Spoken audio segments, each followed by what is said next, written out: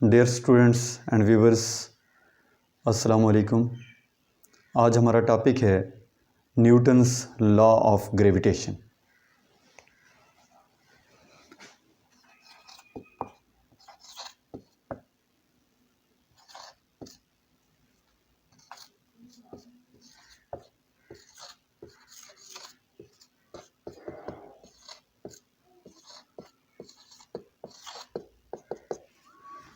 Newton का gravitation का कानून।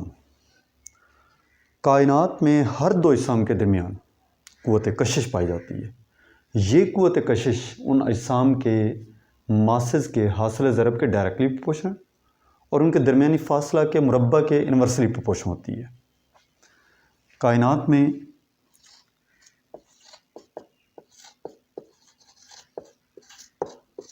हर दो अजसाम के दरमियान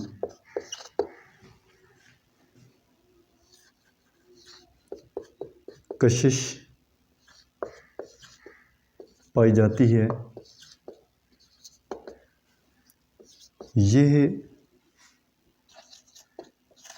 क़ुव्वत कशिश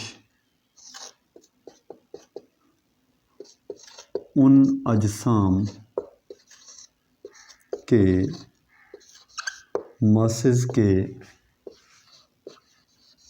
हासिल ज़रब के डायरेक्टली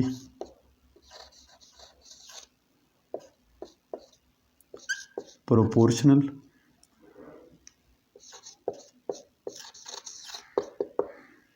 और उनके दरमियानी फासला के मुरब्बा के इन्वर्सली प्रोपोर्शनल होती है। कायनात में हर दो अजसाम के दरमियान क़ुव्वत कशिश पाई जाती है।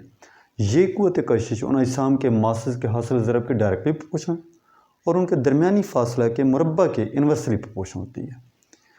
और मैथमेटिकल हम इसे लिख सकते हैं कि F = G m1 m2 over d²। अब इसको देखते हैं, इसकी वजाहत करते हैं।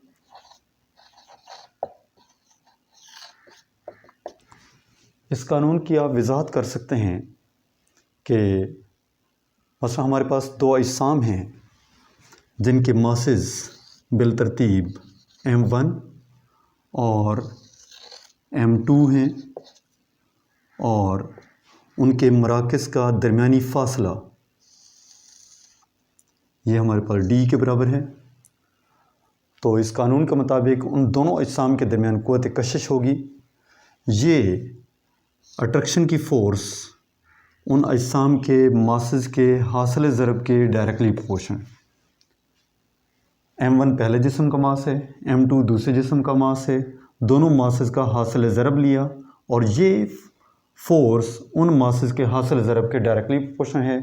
अगर मास बढ़ते जाएंगे तो ये फ़ोर्स भी बढ़ती जाएगी।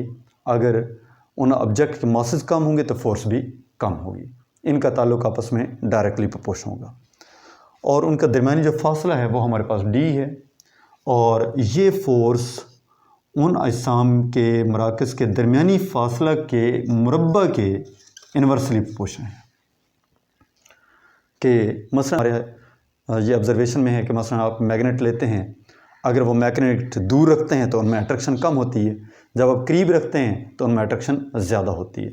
फासले को बढ़ा दिया, फ़ोर्स कम होगी। जब आप फासले को कम कर देते हैं, फ़ोर्स बढ़ जाती है। तो फ़ोर्स का डिस्प्लेसमेंट के मुरब्बा के इन्वर्सली प्रोपोर्शनल है और इन दोनों रिलेशन को जब हम कंबाइन करते हैं तो ये बन जाता है F ∝ m1 m2 over d²। यहाँ पर ये प्रोपोर्शनल की अलामत है। जब आप इसको इक्वेशन में लेके आएंगे तो फिर ये बन जाएगा F = G m1 m2 over d²। ये हमारे पास वही टारगेट था न्यूटन्स लॉ ऑफ ग्रेविटेशन के कायनात में हर दो अजसाम के दरमियान क़ुव्वत कशिश पाई जाती है। ये क़ुव्वत कशिश उन अजसाम के मासेस के हासिल ज़रब के डायरेक्टली प्रोपोर्शनल और उनके दरमियानी फासले के मुरब्बा के इन्वर्सली प्रोपोर्शनल होती है। जी यहाँ पर प्रोपोर्शनलिटी कांस्टेंट है और जी की वैल्यू हमारे पास होती है 6.673 क्रॉस टेंस पर -11 न्यूटन मीटर स्क्वायर पर किलोग्राम स्क्वायर। और ये बात भी हम ऑब्ज़र्व कर रहे हैं कि जी की वैल्यू बहुत कम है, बहुत स्मॉल है।